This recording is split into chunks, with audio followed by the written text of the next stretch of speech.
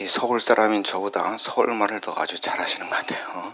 아주 그냥 성우처럼 아주 정확하게. 우리 교회 성도님 중에 서울말 하시는 분 별로 없는데, 예. 다윗의 자녀들이 성적인 문제로 곤욕을 치르는 그런 내용입니다. 성과 관련된 문제는 대부분 쉬쉬하며 감추고 싶어 합니다. 그런데 성경은 우리들이 보통 피하려고 하는 이 낯뜨거운 주제를 과감하게 말씀을 하고 있습니다. 정확한 실상을 솔직하게 밝히면서 정면 돌파를 하고 있는 말씀입니다. 어제 윤홍석 목사님 설교하시면서 정면 돌파하는 모습을 보면서 저도 정면 돌파를 한번 해봐야 되겠다 이렇게 생각을 했지만 쉽지 않았습니다. 아무튼 이 13장은 이 성을 둘러싼 권력과 욕망, 사랑과 복수, 또 가부장주의와 성차별 등의 문제가 아주 전면에 나오고 있습니다. 우리 1절부터 그게 심상치 않은데요. 우리 1절 말씀 우리 함께 봉독합니다. 그 후에 이 일이 있으니라. 다윗의 아들 압살롬에게 아름다운 누이가 있으니 이름은 다말이라. 다윗의 다른 아들 암논이 그를 사랑하나. 다말은 다윗의 딸입니다. 그런데 압살롬의 누이다 이렇게 소개되고요. 그리고 아들이 있고 또 다른 아들이 있습니다. 뭔가 복잡하죠. 근데 실제로 복잡했습니다. 재산이나 권력이 많으면 그때부터 가족관계의 이 끈끈한 정은 사라지거나 희미해지는 경우를 많이 봅니다. 부모에게 재산이 많으면 형이나 동생 간에 또 부모나 자식 간에 권력을 향한 욕망과 다툼이 많이 일어나는 것을 우리 주변에서 봅니다. 이런 모습은 우리 한국의 재벌가에도 많이 볼 수가 있죠. 암논은 다윗의 아들 중에서 첫째 맏아들입니다. 특별한 과오가 없다면 왕세자가 될 가능성이 가장 높았습니다. 사무엘하 14장 25절에 보면 셋째 아들 압살롬의 외모를 칭찬하는 게 나오죠.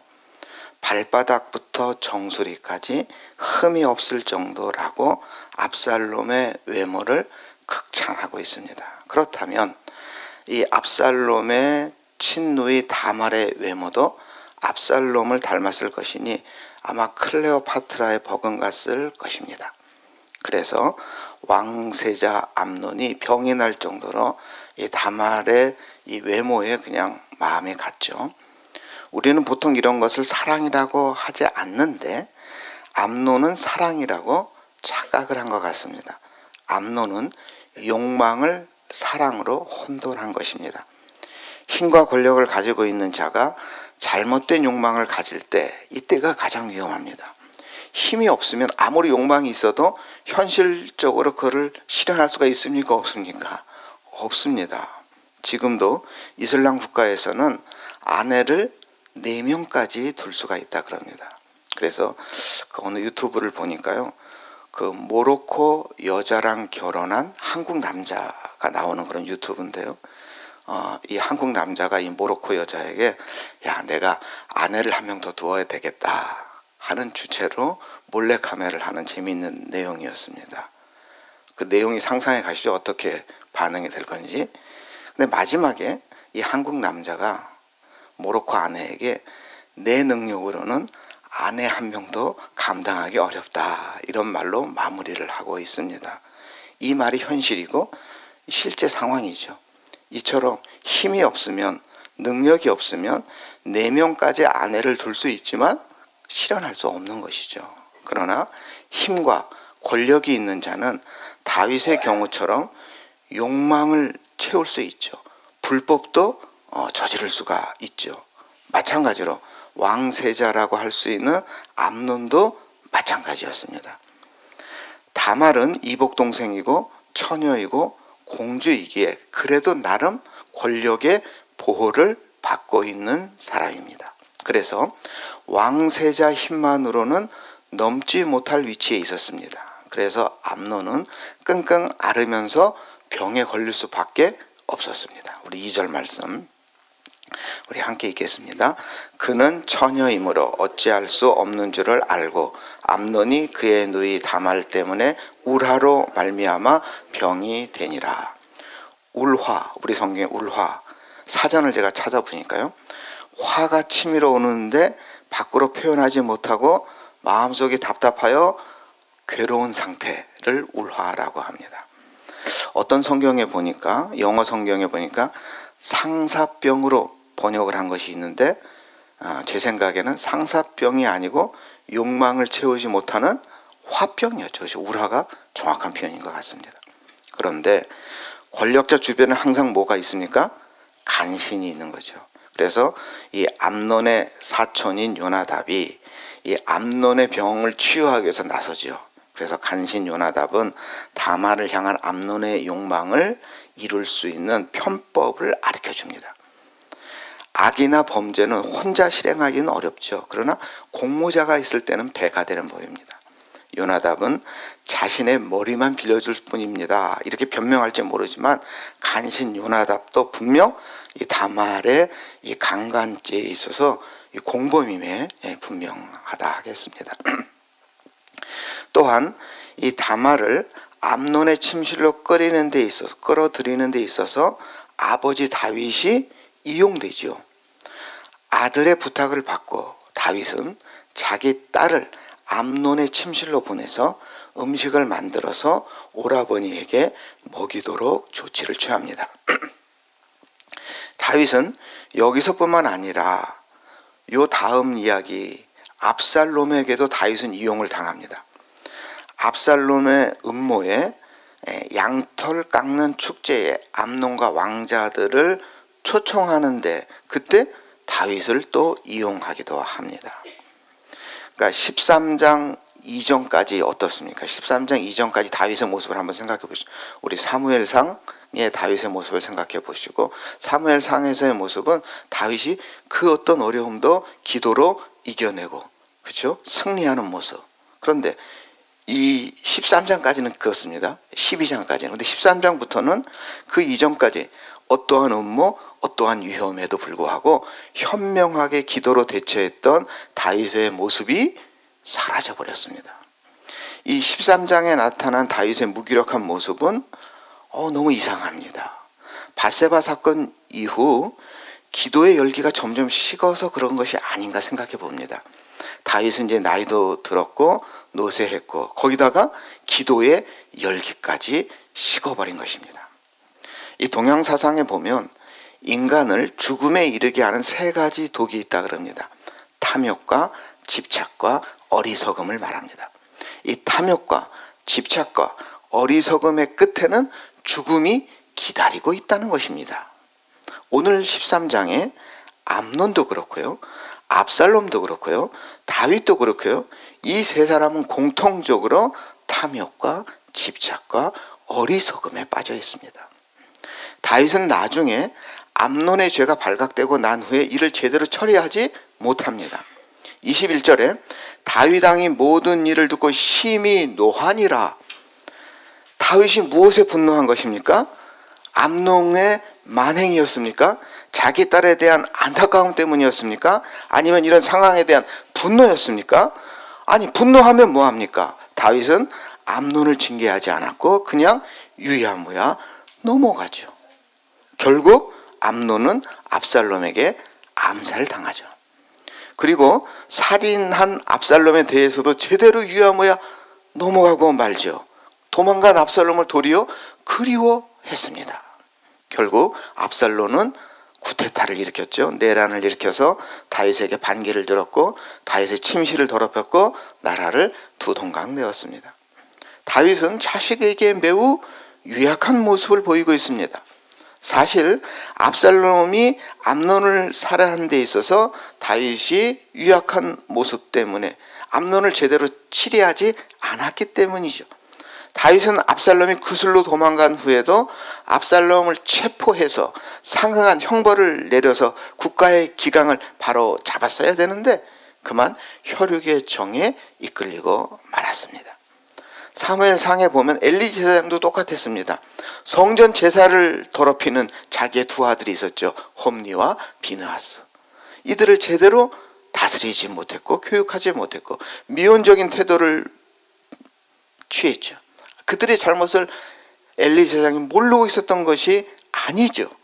그렇기 때문에 결국 그 가정뿐 아니라 이스라엘 전체에 큰 환란을 가져왔고 법궤를 빼앗기는 일이 벌어졌죠. 그런데 제가 부모가 되어 보니까 저도 아이들이 3명이나 있는데 참 제 맘대로 되지 않는 것 같습니다.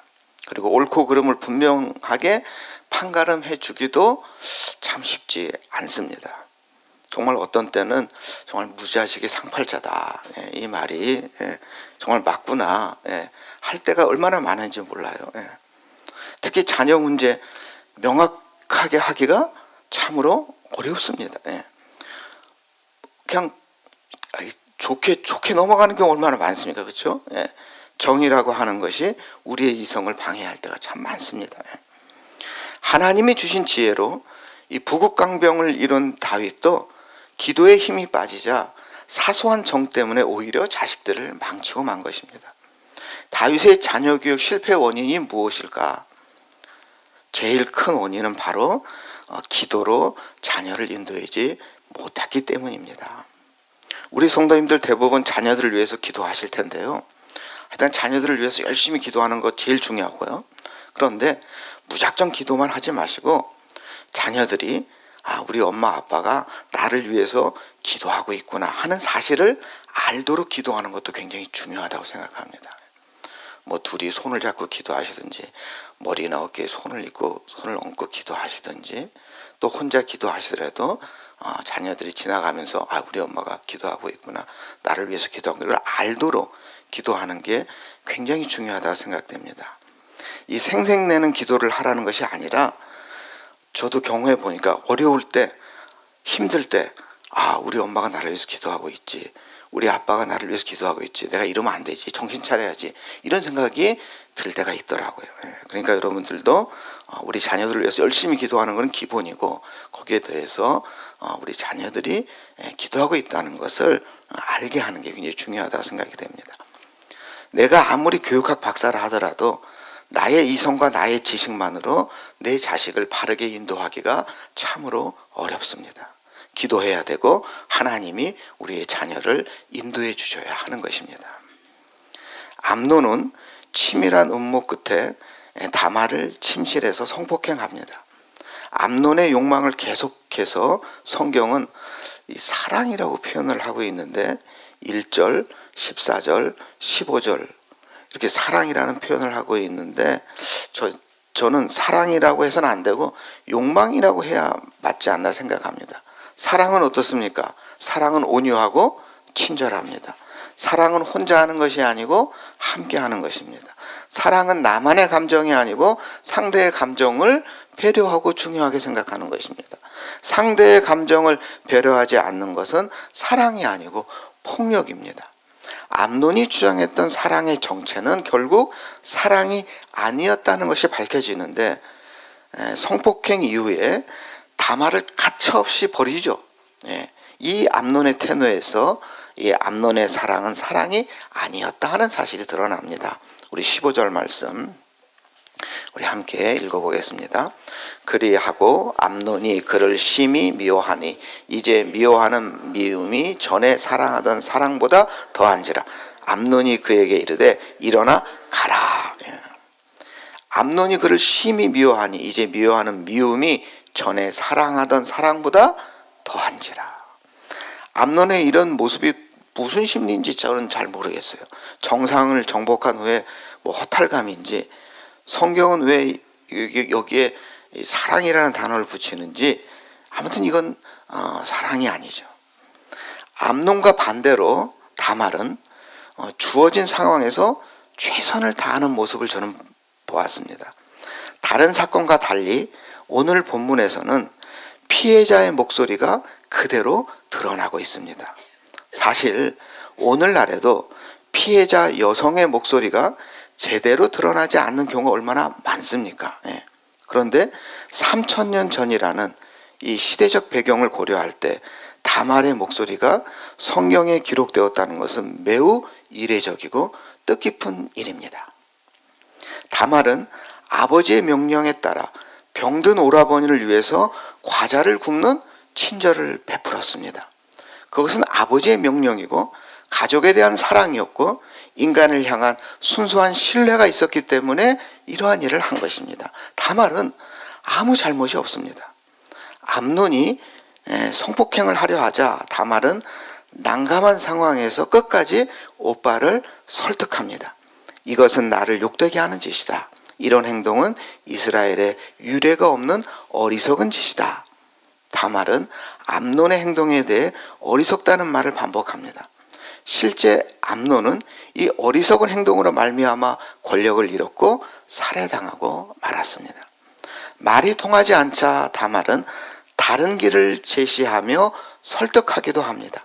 아버지께 말씀드려서 우리가 이복 남매지간이긴 하지만 결혼을 허락해 달라고 하자. 가능하지 않겠느냐 하는 이런 구체적인 방법도 제시했습니다. 잠언 7장 4절에 보면 지혜에게 너는 내 누이라 하며 명철에게 너는 내 친족이라 하라 말씀이 있습니다. 이 잠언 말씀과 같이 다말은 지혜의 누이였습니다. 암논이 다말을 진정으로 사랑했다면 이 사랑을 이루는 정상적인 방법이 얼마든지 있었습니다. 암논은 지혜로운 누이의 말을 들어야 했습니다.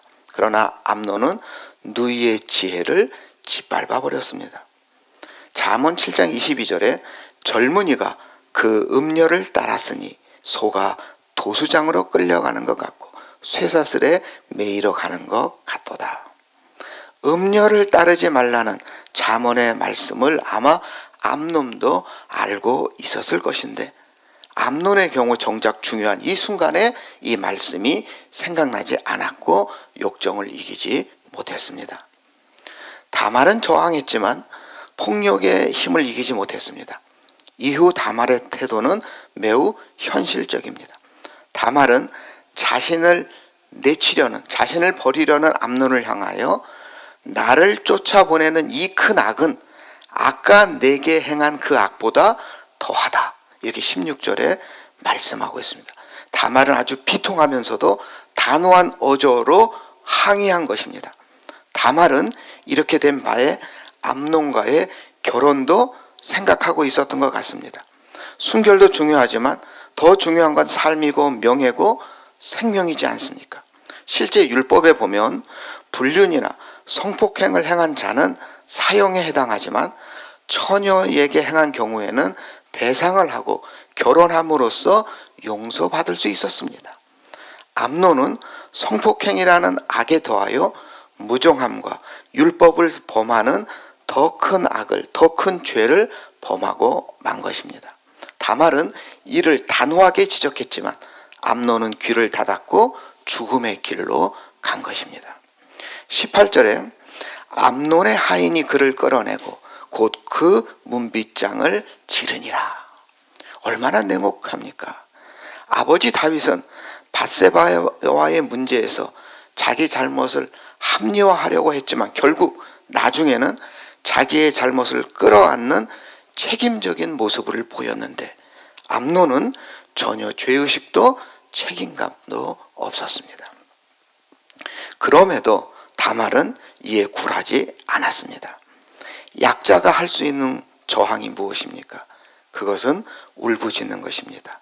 다말은 자기가 입고 있던 공주의 채색 옷을 찢었습니다. 머리에 재를 뿌렸습니다. 손을 머리에 얹고 울면서 거리를 지나갔습니다. 다말은 자기가 당한 이 일을 쉬쉬하지 않았습니다. 드러냈습니다. 병이나 상처는 드러내야 합니다. 그래야 치료도 되고 심판도 가능합니다. 아픈데 아프다고 해야 폭력을 그치게 할 수 있는 거 아니겠습니까? 단호한 다말의 저항의 결과 어떻게 되었을까요? 오라버니 압살롬이 이 소식을 들었고 동생 다말을 보호합니다. 2년 후에는 이에 대한 복수가 이루어져서 암논이 압살롬의 손에 죽임을 당합니다. 그렇지만 다말의 신세는 처량할 수밖에 없었죠. 우리 20절 말씀 우리 함께 읽겠습니다. 우리 20절 말씀. 그의 오라버니 압살롬이 그에게 이르되 내 오라버니 암논이 너와 함께 있었느냐? 그러나 그는 내 오라버니이니 누이야 지금은 잠잠히 있고 이것으로 말미암아 근심하지 말라 하니라. 이에 다말이 그의 오라버니 압살롬의 집에 있어 처량하게 지내니라. 다말이 그의 오라버니 압살롬의 집에 있어 처량하게 지냈습니다. 이 20절 말씀과 함께 이 다말은 성경에서 사라집니다. 이 이후 다말의 삶이 어떠했는가 하는 것에 대해서 성경은 더 이상 밝히지 않습니다. 당시 사회 통념상 다말은 더 이상 결혼할 수 없었을 것입니다. 자녀를 낳을 수도 없었을 것입니다. 이 사건으로 인하여 다말은 인생에서 가장 중요한 것을 잊고 만 것입니다. 공주라는 사랑스러운 자리에서 마치 생가부처럼 아주 처량한 처지로 전락을 했습니다. 다말은 그냥 이렇게 사라지고 말았을까요? 이어지는 14장에서 성경은 일말의 희망을 제시하는 것 같습니다. 압살롬의 자녀를 소개하는 장면이 14장에 나오거든요. 우리 목요일로 가셔서 14장 27절 말씀, 우리 14장 27절 우리 함께 읽겠습니다. 압살롬이 아들 셋과 딸 하나를 낳았는데 딸의 이름은 다말이라. 그는 얼굴이 아름다운 여자더라. 너무 뜬금없지 않습니까?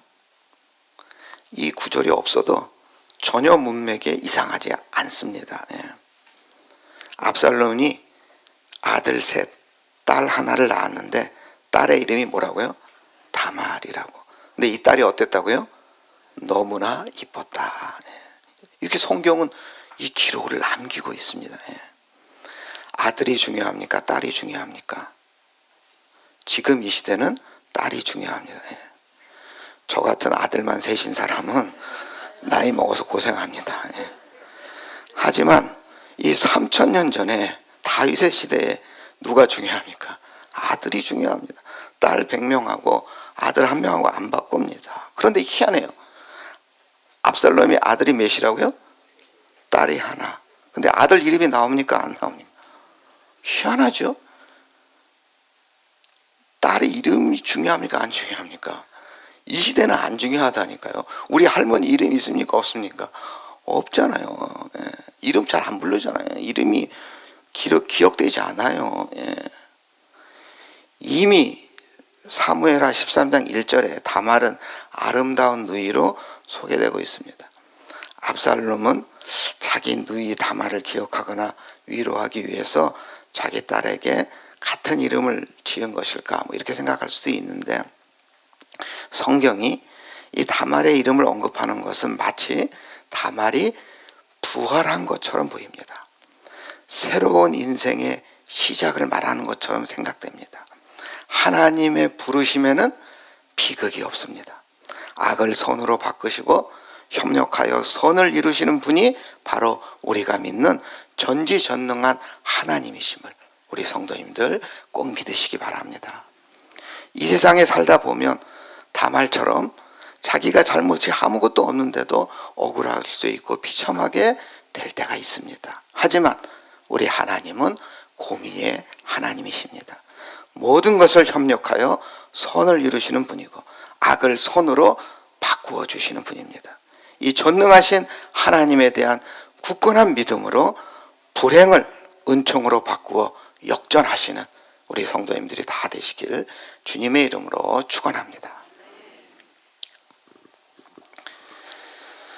사랑의 하나님, 하나님의 형상을 따라 지음받은 우리에게 욕망을 제어하는 욕구를 건전하게 분출할 수 있는 절제력을 주셨음에 감사를 드립니다.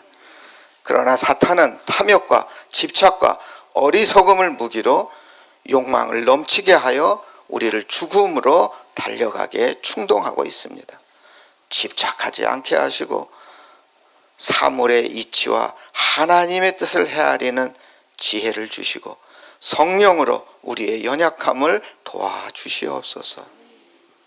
정성을 다한 예물을 기뻐 받아주시고 좌로나 우로 치우치지 않고 오직 주님의 길로만 나아가게 하여 주시옵소서. 특별히 험난한 세상을 살아가는 우리의 자녀들이 있습니다. 우리의 손주들이 있습니다. 우리 자녀들, 손주들을 지켜주시고 수많은 유혹을 이기게 하시고 바른 길로 나아가게 하여 인도하여 주시옵소서. 성령 안에서 참다운 생명을 누리며 사는 우리의 자녀들, 손주들 되게 하여 주시옵소서. 우리를 구원하신 예수님의 이름으로 기도드립니다. 아멘.